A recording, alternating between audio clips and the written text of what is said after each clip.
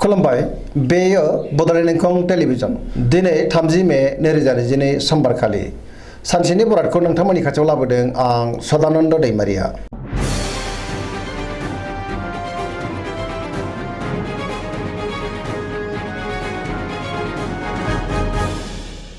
सिगां फरायनो लादों मेष राशि गिबि हांखो अ ल।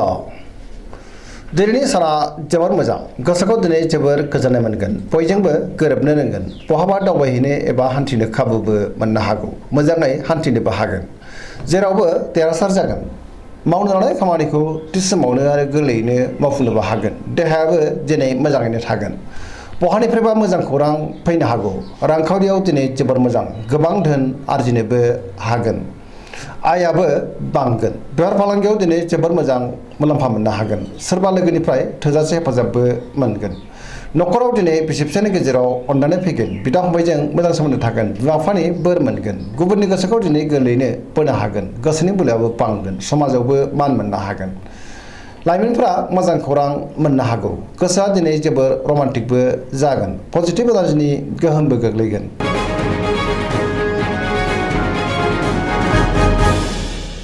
वृष राशि गिबि हांखो इ उ ब।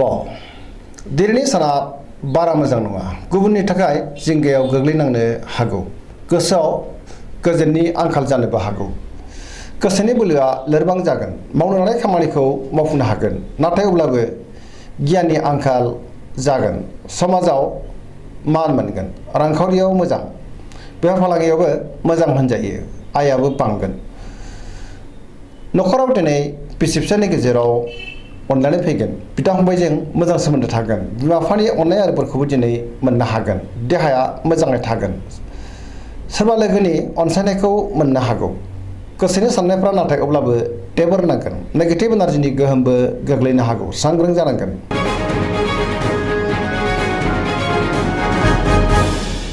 मिथुन राशि गिबि हांखो क स।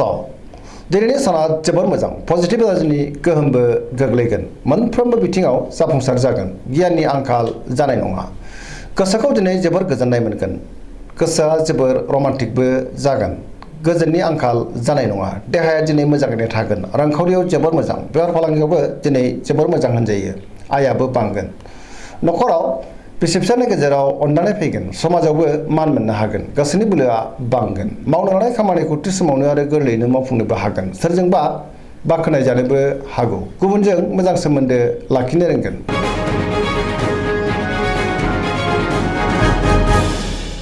कर्कट राशि गिबि हांखो ड ह। दिनैनि साना मोजां आरो गाज्रिनि गेजेरजों बाबेनलांगोन, सुथुरनि गाज्रि नोजोर गोग्लैनो हागौ, सांग्रां जानांगोन, गोसोखौ दिनै जोबोर गुलाय गुजाय मोनगोन, सोरबा लोगोजों रायखुमा जानोबो हागौ, गोसोनि साननायफ्रा देबर नांगोन, गोसोआव नेगेटिभ साननाय फैगोन, नेगेटिभ एनार्जिनि गोहोमबो गोग्लैनो हागौ, मावनो लानाय खामानिखौ मावफुंनो हागोन, रांखावरियाव मोजां, बेफार फालांगियावबो मोजां होनजायो, न'खराव दिनै बिसि फिसायनि गेजेराव अनलायनाय फैगोन, समाजाव सुथुर बांनोबो हागौ, देहाया मोजाङै थागोन, गुबुननि हेफाजाब मोननो गोब्राब जागोन, फरायसाफ्रा दिनै फरायनायाव मोजां फिथाइ मोनगोन, गुबुनजों मोजां सोमोन्दो लाखिनो रोंनाय नङा।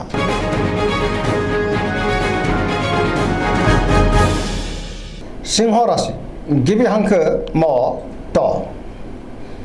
दिनैनि साना जोबोर मोजां, गोसोआव पजिटिभ साननाय फैगोन, मावनो लानाय खामानिखौ थि समावनो आरो गोरलैयैनो मावफुंनोबो हागोन, सोरबा लोगोनिफ्राय हेफाजाब मोनगोन, गोसोआव बोलो बांगोन, बहाबा दावबायहैनो एबा हान्थिनो खाबुबो मोननो हागौ, रांखावरियाव दिनै जोबोर मोजां होनजायो, नाथाय अब्लाबो खरसायाबो बांगोन, मोननो गोनां धोनखौ मोननो हागोन, बेफार फालांगियाव मोजां, गोसोनि साननायखौ दिनै गुबुननो फोरमायनो हागोन, न'खराव बिसि फिसायनि गेजेराव अनलायनाय फैगोन, गुबुननि गोसोखौ दिनै बोनो हागोन, देहाया मोजाङैनो थागोन, बयजोंबो गोरोबनो रोंगोन, गोसोआ जोबोर रमान्टिक जागोन, पजिटिभ एनार्जिनि गोहोमबो गोग्लैनो हागौ।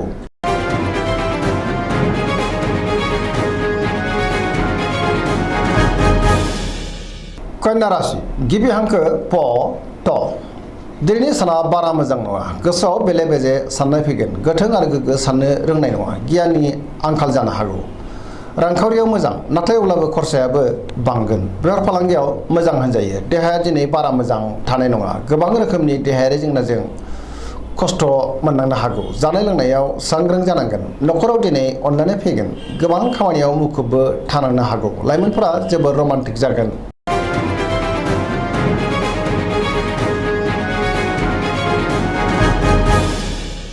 तुला राशि गिबि हांखो र ट दिनैनि साना जोबोर मोजां। गोसोखौ दिनै जोबोर गोजोननाय मोनगोन। गोबां रोखोमनि मोजां खाबु फैनोबो हागौ। गोग्गो गियाननि आंखाल जानाय नङा।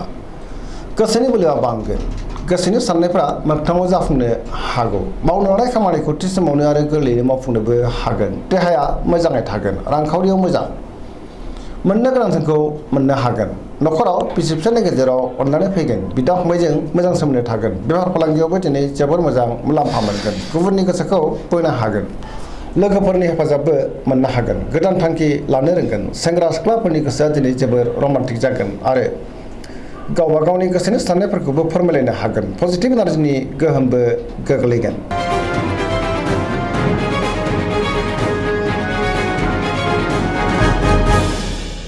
वृश्चिक राशि गिबि हांखो न स दिनैनि साना मोजां आरो गाज्रिनि गेजेरजों बाबेननांगोन। नेगेटिभ एनार्जिनि गोहोमबो गोग्लैनो हागौ। समाजाव लोगो लेवा बांगोन। सोरबा गोजाम लोगोजों बहाबा लोगो मोनज्लायनो हागौ।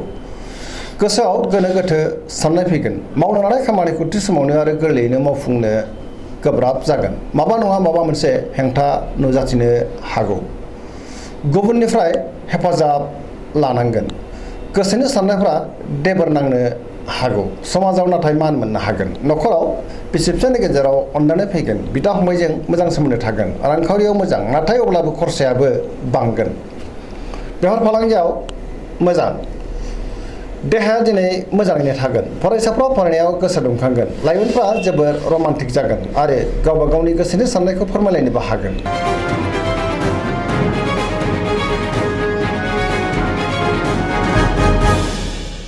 धनु राशि गिबि हांखो ध फ भ दिनैनि साना जोबोर मोजां। गोसोआव बोलो बांगोन। मावनो लानाय खामानिखौ थि समावनो आरो गोरलैयैनो मावफुंनोबो हागोन। माबा मोनसे मोजां खौरां फैनोबो हागौ। गोसोनि साननायफ्रा जाफुंगोन। रांखावरियाव दिनै जोबोर मोजां। मोननो गोनांखौ मोननो हागोन। बेफार फालांगियाव जोबोर मोजां मुलाम्फा मोनगोन। समाजावबो मान मोननो हागोन। देहायाबो दिनै मोजाङैनो थागोन। न'खराव बिसि फिसायनि गेजेराव अनलायनाय फैगोन। बिदा फंबायनि हेफाजाबखौ मोननो हागोन। लाइमोनफोरनि गोसोआ दिनै जोबोर रमान्टिक जागोन आरो गावबा गावनि गोसोनि साननायफोरखौबो फोरमायलायनो हागोन। गुबुनजों मोजां सोमोन्दो लाखिनो रोंगोन।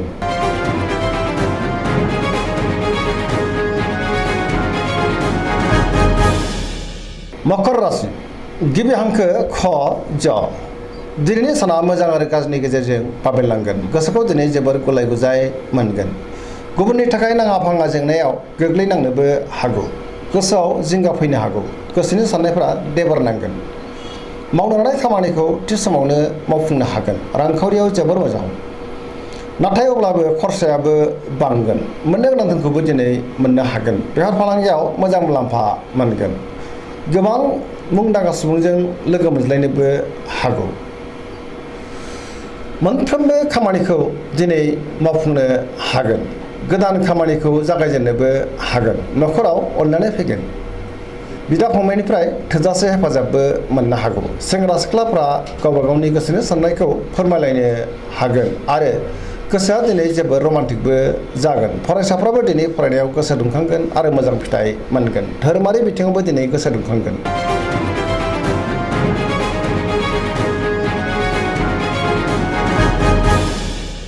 कुम्भ राशि गिबि हांखो ग स दिनैनि साना जोबोर मोजां। गोसोखौ दिनै जोबोर गोजोननाय मोनगोन। गोजोननि आंखाल जानाय नङा। मावनो लानाय खामानिखौ थि समावनो मावफुंनो हागोन।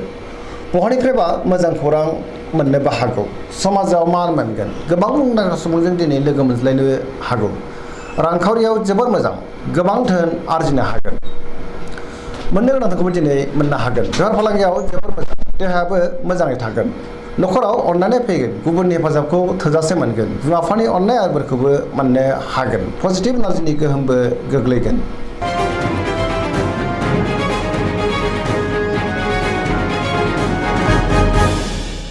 मीन राशि गिबि हांखो ड स दिनैनि साना बारा मोजां नङा गोजोननि आंखाल जानो हागौ बयजोंबो गोरोबनो रोंनाय नङा गुबुननि थाखाय गोबां जेंनायाव गोग्लैनांनोबो हागौ गोसोआव नेगेटिभ साननाय फैगोन गोसोनि बोलोआ लोरबां जागोन गावनि गोसोनि साननायखौ दिनै गुबुननो फोरमायनो हानाय नङा देहाया मोजाङै थागोन रांखावरियाव मोजां बेफार फालांगियावबो दिनै जोबोद मोजां न'खराव बिसि फिसायनि गेजेराव अनलायनाय फैगोन बिदा फंबायजों मोजां सोमोन्दो थागोन सोरजोंबा रायखोमा जानोबो हागौ लाइमोनफोरनि गोसोआ दिनै जोबोर आला खाला जागोन नेगेटिभ एनार्जिनि गोहोमबो गोग्लैनो हागौ दिनैनि राशि फरायनाया एसेनोसै जोबनायाव बेखौनो खावलायो जाहाथे नोंथांमोना सानफ्रामबो जोंनि बे बड'लेण्ड इंखं टेलिभिजनखौ नायबाय थायो आरो साबस्क्राइब खालामो लोगोसे लाइक खालामो आरो शेयार खालामो एसेनोसै गोजोन्थों।